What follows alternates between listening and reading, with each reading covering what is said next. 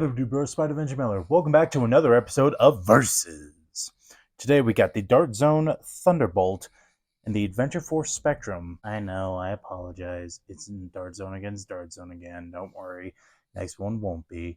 However, we're putting these on a Versus video because the Thunderbolt is pretty much what is claimed to be the new Strife killer, but also the Spectrum killer. Will that be the case in this video? Find out towards the end. However, let's go into the similarities of these two real quick. They're both semi-automatic magazine-fed blasters that are about a carbine style, but now going over the differences and the pros of each blaster, starting off with the Spectrum. One of the biggest pros, in my opinion, of the Spectrum is the smooth trigger.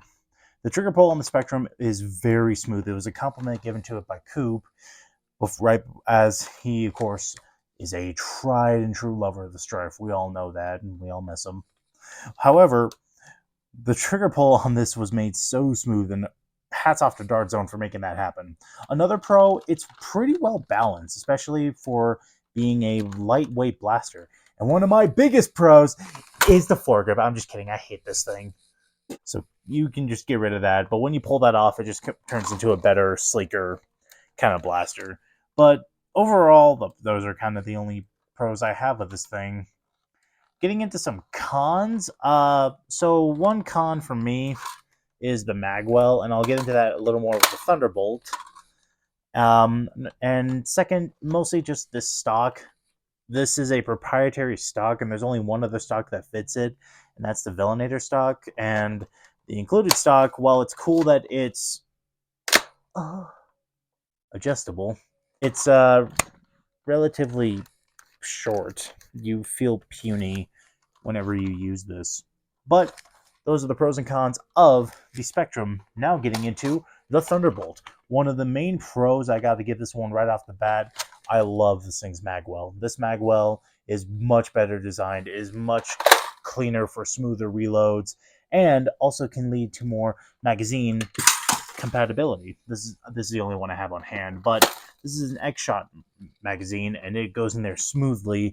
And even with magazines that have a little hump in the back, it doesn't get in the way, which is what I am very thankful for. Second pro is I gotta give hats off to the trigger again. They somehow made it even smoother. Like, it is so easy to just rattle off shots, and I love it. Another pro, this thing's power, which is something else I got to put for the Spectrum, apologies, is its performance was amazing. However, they upped it just a little bit in the Thunderbolt, which is what I really appreciate.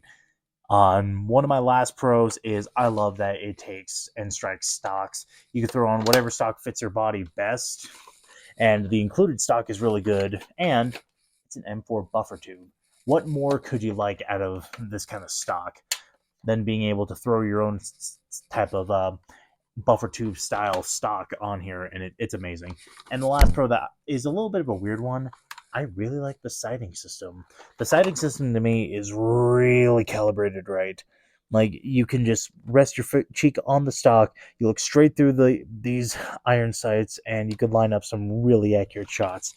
But that is the pros. Now, not really a whole lot of cons. The only con to me kind of is just the rev trigger. It's kind of the same thing with on the Spectrum, but I've gotten used to it, and somehow it looks like they made it smaller? Maybe. I don't really know. And that's really the only con I could really think for the blaster.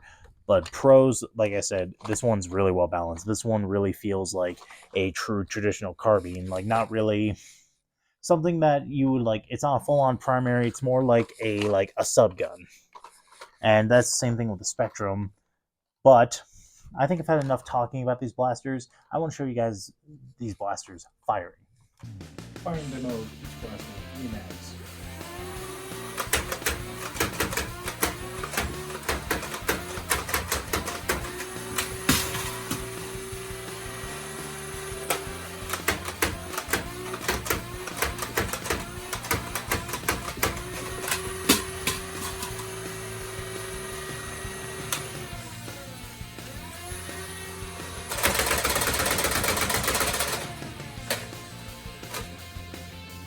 Spectrum.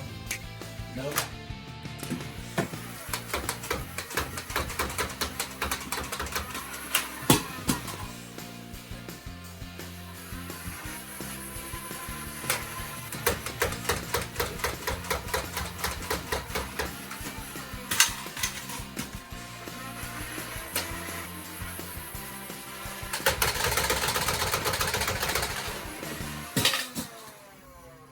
Now that was the firing of both the Thunderbolt and the Spectrum.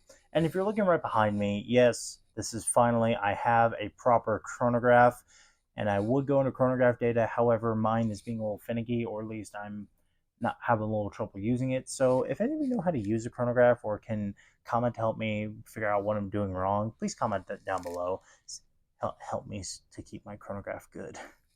But firing performance on these is very similar. Like I've stated, they are pretty much the same blaster. One just has a different feeling, and the main difference is they're both sold at different stores. However, I think this one shoots a little harder from what I remember, because these both shoot around 100 FPS. I think this one's average was like 101. This one was getting a few 110s. This one as well, but this is from a chronograph I don't really trust, and that was Wallcom's. However, great firing analysis from each one. They're both very phenomenal blasters, but we can only have one winner. So, which one do I believe is the true winner out of these two? If I'm going to go for a primary, I'm going with the Thunderbolt. Now, the Thunderbolt, yes, it is a lot newer, but there's a reason why I'd rather pick this. This one, in my opinion, fits most bodies well. It is mainly a subgun feel, where I think the Spectrum can shine. It can really shine as a secondary. Now, Brickosaurus, if you watch this, please don't get upset by that. I know how much you love the Spectrum, but get the Thunderbolt. It's better. But the Thunderbolt, in my opinion, is just a more refined version of the Spectrum. One in ergonomics, one in feel, but also just how it performs. It's a very solid blaster. And the fact that it could work with more magazines, like the 18-round stick mags, is amazing to me. And especially this magwell is expertly designed. Like you barely even have to look at it to get a smooth reload. While with the Spectrum, it takes the Nexus Pro design, and you're just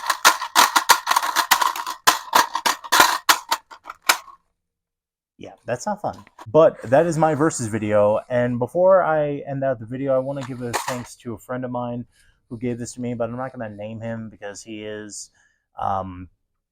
like to be named on YouTube. But if you ever watch this, my dude, again, thank you so much for gifting me this. And again, I just have to get used to it and figure out a little how it works, because I have gotten it to work before. I'm just still trying to get used to it. And again, if someone can comment like how high I'm supposed to hold it, or if I'm doing something wrong, like if it has to go like this high, this close, this far back, please let me know down in the comments. But thank you for watching this episode of Versus. Fun one to do, and hopefully do more of them. But much love, blast on, stay tactical!